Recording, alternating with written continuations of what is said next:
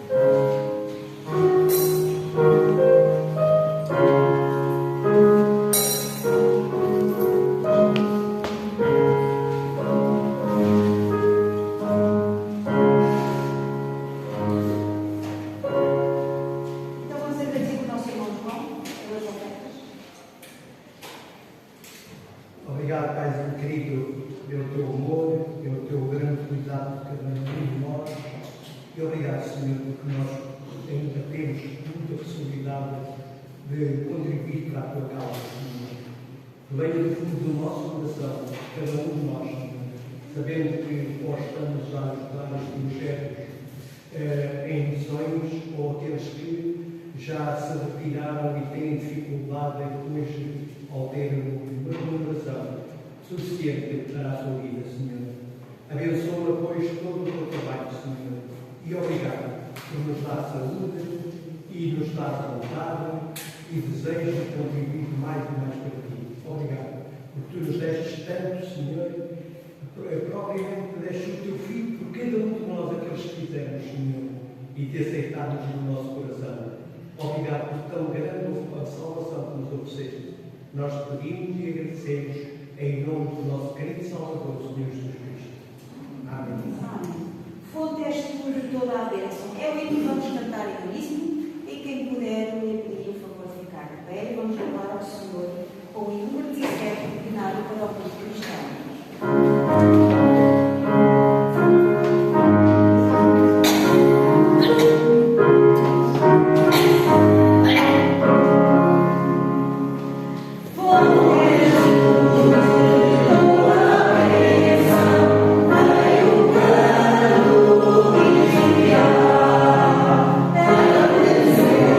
Yeah.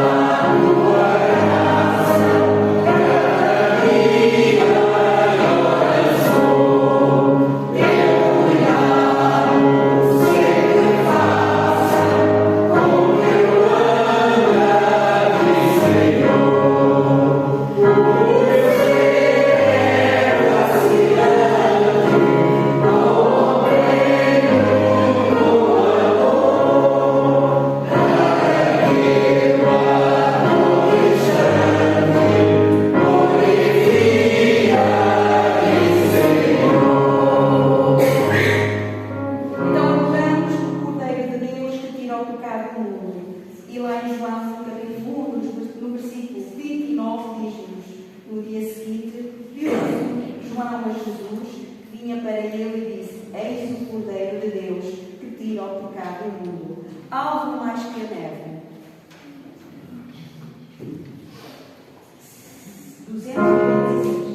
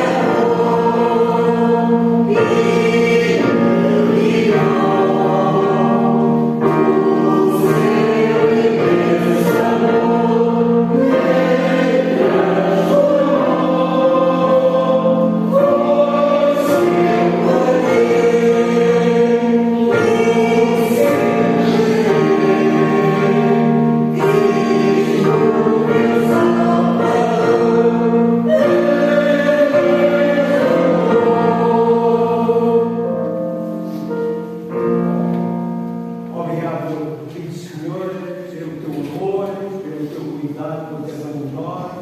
Obrigado, Senhor, por nós podermos participar, ainda somos abençoados de maneira que o mundo anda revoltado contra ti, Senhor, e tem dificuldade muitas das vezes de se lembrar de ti, tem dificuldade de não te conhecer, Senhor, e que nós possamos transmitir os teus servos em todo o mundo que nós pedimos bênção, também para eles, Senhor, para que possam transmitir o teu recado a todos, Senhor. Pai, obrigado pelo teu amor, obrigado pelo teu cuidado e abençoa todos os teus filhos aqui neste lugar e em todo o mundo, Senhor, para que realmente possamos todos trabalhar para ti em todas as áreas da nossa vida. Nós pedimos tudo e agradecemos em nome do nosso Senhor e Salvador, o Senhor Jesus Cristo. Amém. Amém. Vamos proclamar a vitória do Cordeiro, fazendo uma leitura alternada em Apocalipse, capítulo 5, dos versículos 1 a 14. E vamos fazê-lo. Eu vou ler o primeiro, e depois a congregação lê o segundo, depois eu leio o terceiro, e os irmãos leem o quarto, e assim sucessivamente até terminar a leitura. Sim? Apocalipse 5, 1 a 14. E diz assim a palavra do Senhor: E vi na destra do que estava assentado sobre o trono um livro, escrito por dentro e por fora, selado com 7 selos. E vi um anjo forte, bradando grande voz, era digno de abrir o livro e desatar os seus selos. E ninguém no céu, nem na terra, nem debaixo da terra, podia abrir o livro, nem olhar para ele. E eu chorava muito, porque ninguém foi achado digno de abrir o livro, nem de ler, nem de olhar para ele. E disse-me um dos anciãos: Não chores, eis aqui o leão da tribo de Judá, da raiz de Davi, que venceu para abrir o livro e desatar os seus 7 selos.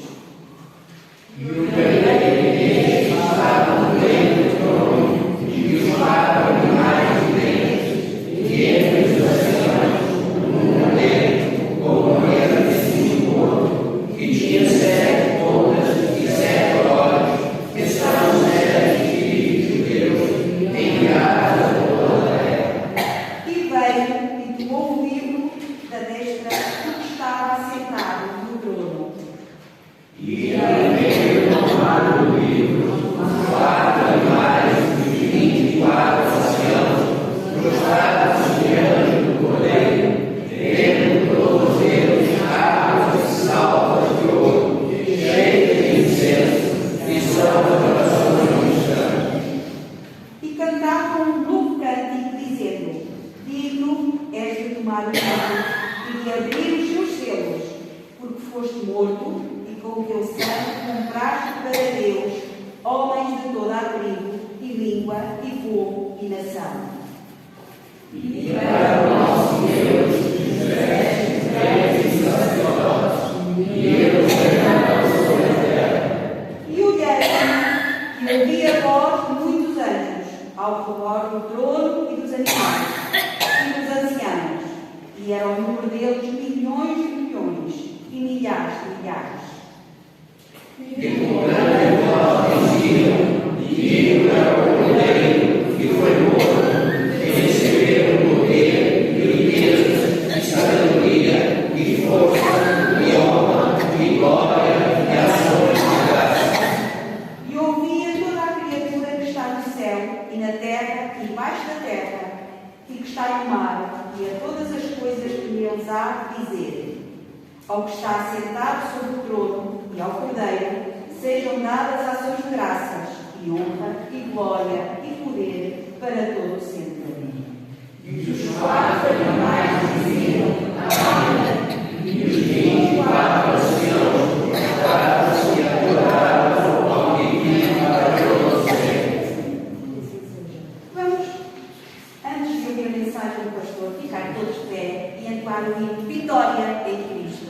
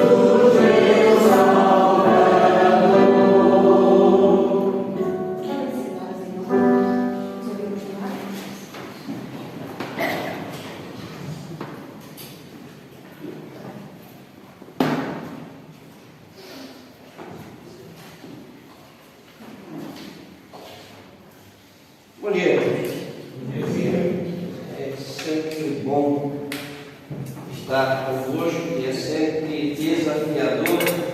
Acho primeiro eu vou refletir sobre a ceia. E vamos lá para o livro de Marcos, capítulo 14, versículo 22 ao versículo 26. E eu quero refletir num tema que eu não gosto de falar muito, que é a volta da mesa. A volta da mesa é algo mais que especial. E vamos ver aqui, Marcos 14, de 22 a 26, um texto sobre a instituição da ceia. Diz assim: e enquanto comiam, tomou Jesus um pão e, abençoando-o, o partiu e lhes deu, dizendo: tomai, isto é o meu corpo. A seguir, tomou Jesus um cálice e, tendo dado graças, o deu aos seus discípulos, e todos beberam dele. Então lhes disse: isto é o meu sangue, o sangue da nova aliança, derramado em favor de muitos. Em verdade vos digo que jamais beberei do fruto da videira até aquele dia em que eu hei de beber novo no reino de Deus. Tendo cantado um hino, saíram para o monte das oliveiras. Vamos orar. Senhor, é a tua palavra. É o momento em que nós olhamos para a Escritura e vemos a ordenança que tu nos deixas, a instituição daquilo que nós chamamos ato memorial, nós chamamos a ceia do Senhor. E nós queremos pedir que o Espírito Santo ele venha nos orientar, venha nos iluminar para que possamos ter a interpretação correta do texto, para que possamos aplicá-lo às nossas vidas, percebendo a mensagem que esse texto nos traz. É essa a nossa oração em nome de Jesus. Amém. Como eu sempre digo, toda celebração da ceia ela é desafiadora, porque nós voltamos sempre para o mesmo texto, ou para os mesmos textos. Então, procurar trazer significados sem nos tornarmos repetitivos é algo extremamente difícil. Mas, como dizem os entendidos, nós aprendemos pela repetição. Então, é sempre bom repetirmos para que nós possamos aprender e compreender aquilo que Jesus fez por nós. Quando nós olhamos para esse texto, o contexto dele é a celebração da Páscoa. E é a última Páscoa que Jesus vai estar celebrando. Jesus foi ungido em Betânia, ele mandou os seus discípulos prepararem a Páscoa. Judas faz o pacto da traição, e ali eles estão celebrando a Páscoa, a volta da mesa. E a Páscoa é um momento de profunda intimidade, é um momento de reunião, não só da partilha de uma refeição, ela é um momento da manifestação do agir de Deus na história. E quando nós olhamos para a instituição da Páscoa, lá no livro de Êxodo, capítulo 12, versículo 1 ao versículo 4, nós vamos entender e perceber que ela era uma celebração familiar, onde o cordeiro era morto, e se a família fosse pequena, deveria chamar o seu vizinho para partilharem aquela comida juntos. Esse é o contexto. Amigos, juntos, familiares, celebram, recordam o agir de Deus na história, celebram a intervenção de Deus, o Deus que vem para tirar o seu povo da escravidão, o Deus que vem para conceder vida, para poupar a vida dos primogênitos de Israel. Mas olhando para esse texto que nós acabamos de ler, percebendo o seu contexto, o que ele nos ensina? Quando Jesus fala que Ele é o pão da vida, quando Jesus diz que o cálice é o seu sangue, o que isso nos diz? Primeira coisa que o texto diz é que em Cristo nós somos livres.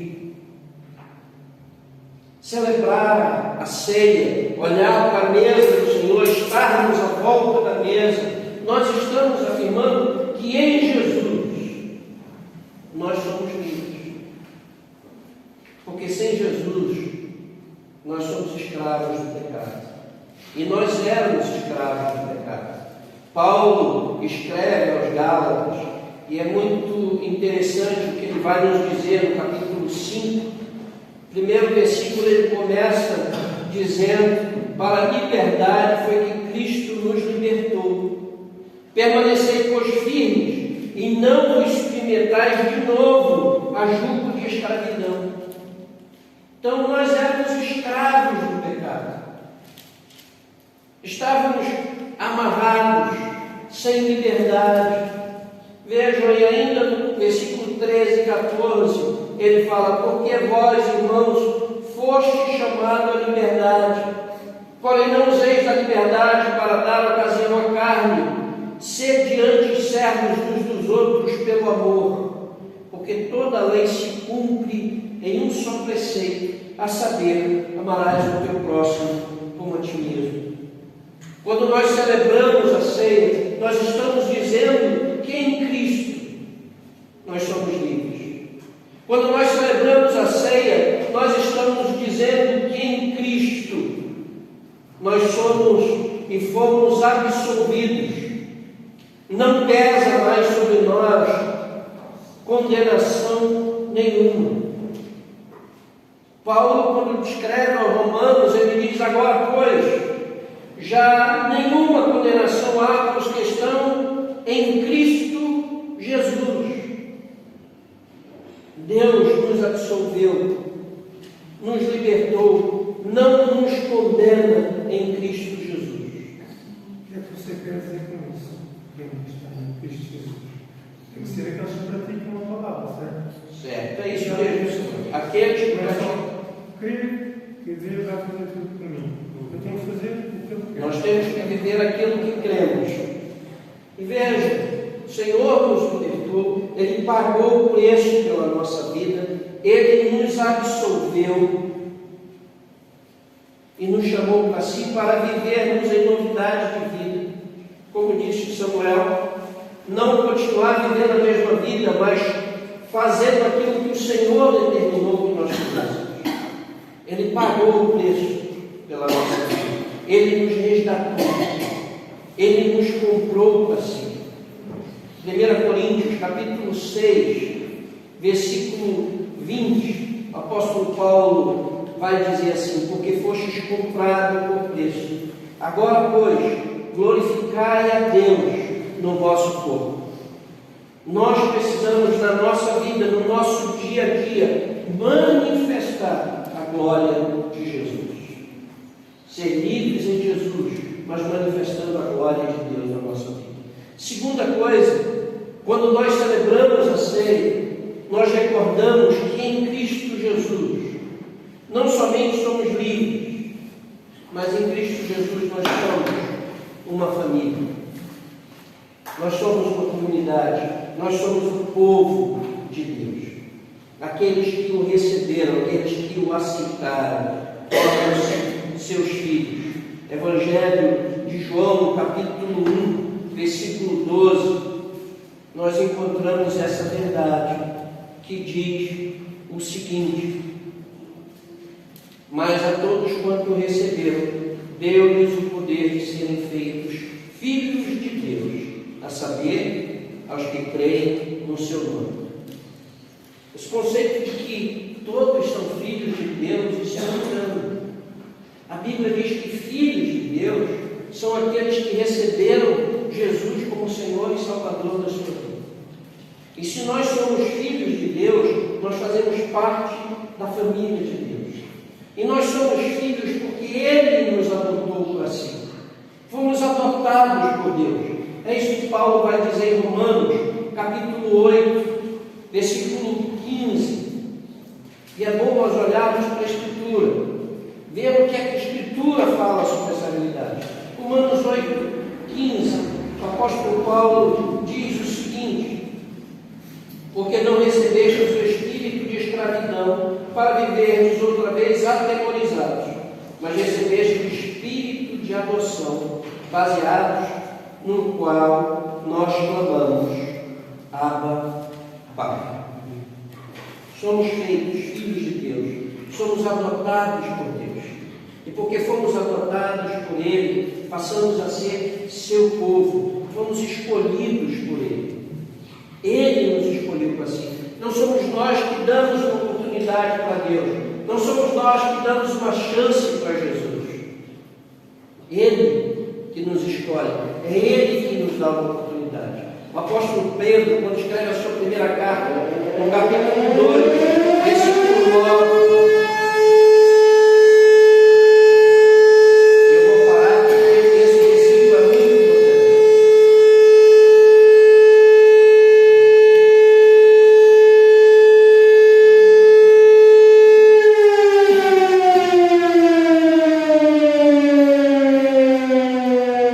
Veja, o apóstolo Pedro, na sua primeira carta, no capítulo 2, versículo 9, ele vai pegar alguns termos que eram utilizados para o povo de Israel e ele aplica à igreja.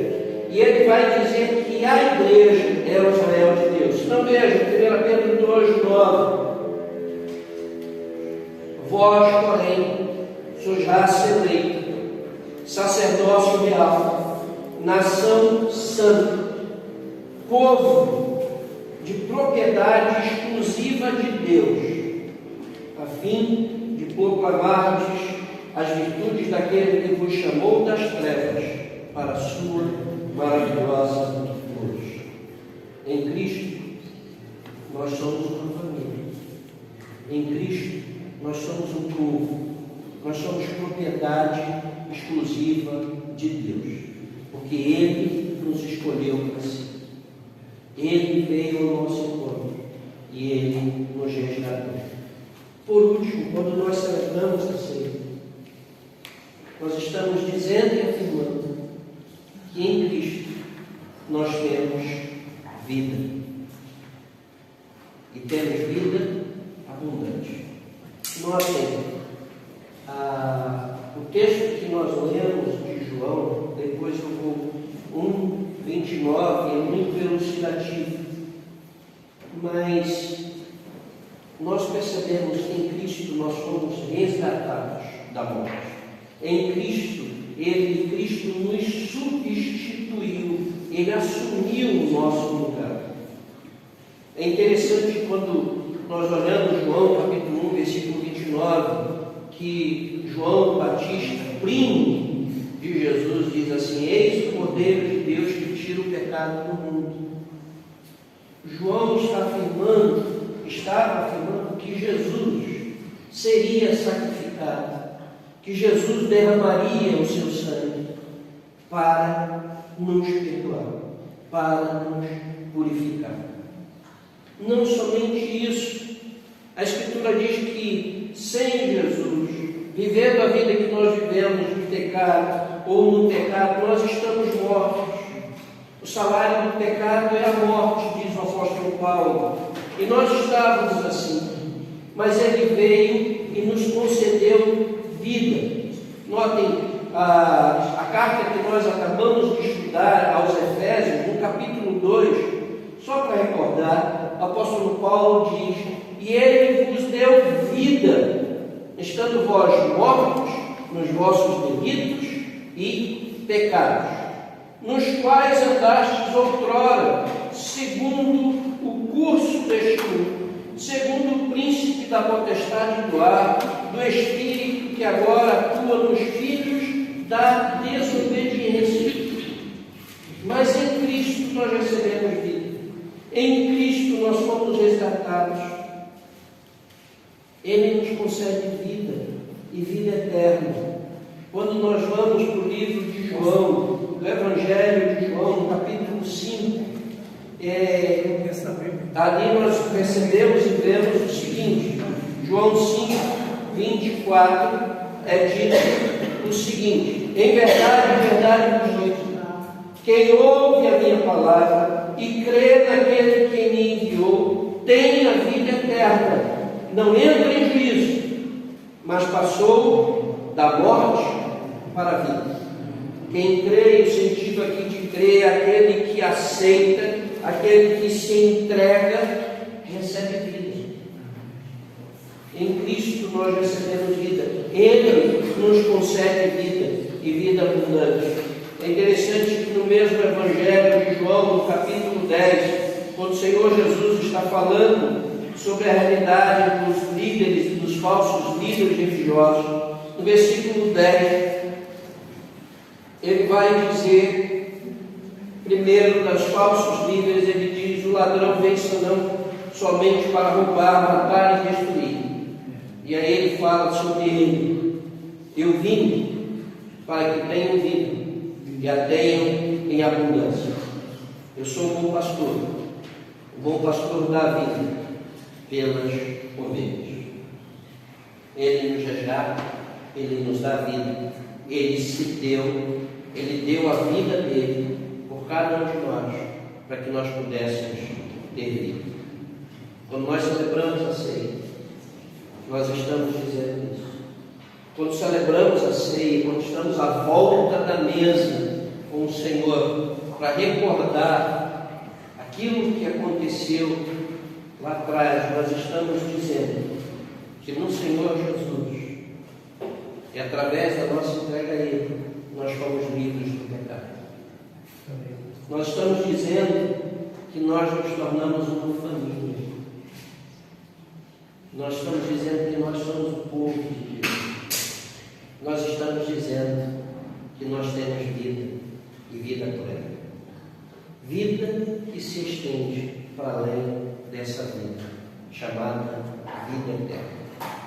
Que Deus nos abençoe e nos dê o entendimento e a percepção de que nele temos vida. Vamos passar para a celebração da ceia. Eu vou chamar aqui o Cláudio, que ele vai nos ajudar com a ministração da ceia.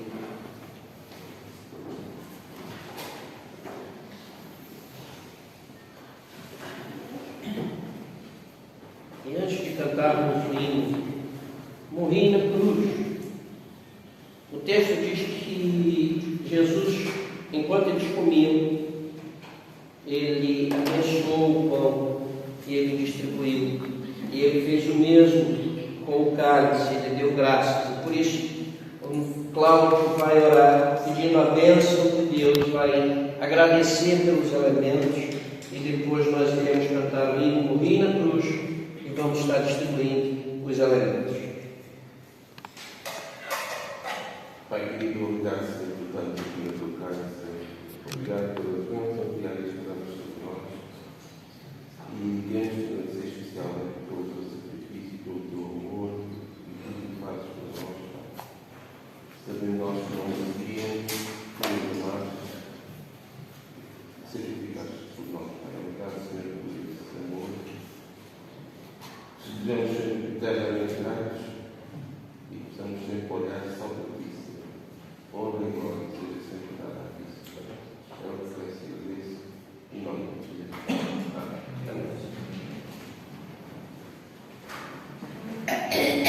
Cantar então o hino a 124, o hino da cruz. Oh,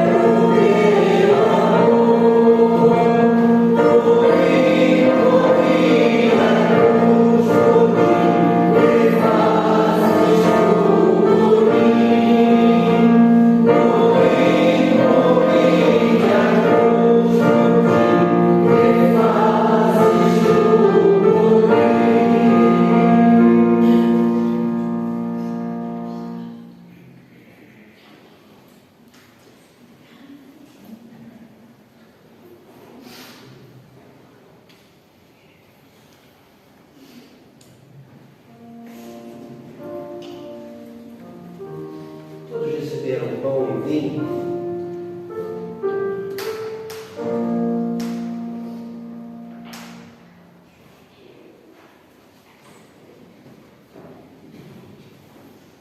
lembrando que o vinho é vinho mesmo. Então, se é a primeira vez que vai participar da ceia, já saibam disso. O texto diz que enquanto comiam, tomou Jesus um pão e, abençoando, partiu e lhes deu, dizendo: tomai, isto é o meu corpo. Fazendo memória do Senhor, reconhecendo que nele nós somos livres, que nele nós temos vida e que nele nós somos uma família.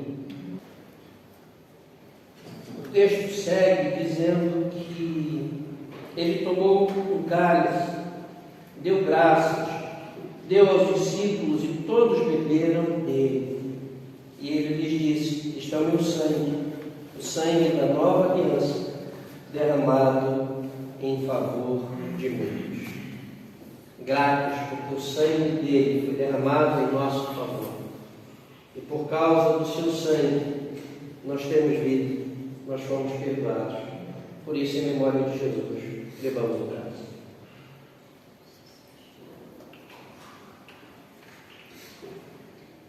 Eu vou convidá-los a ficar de pé.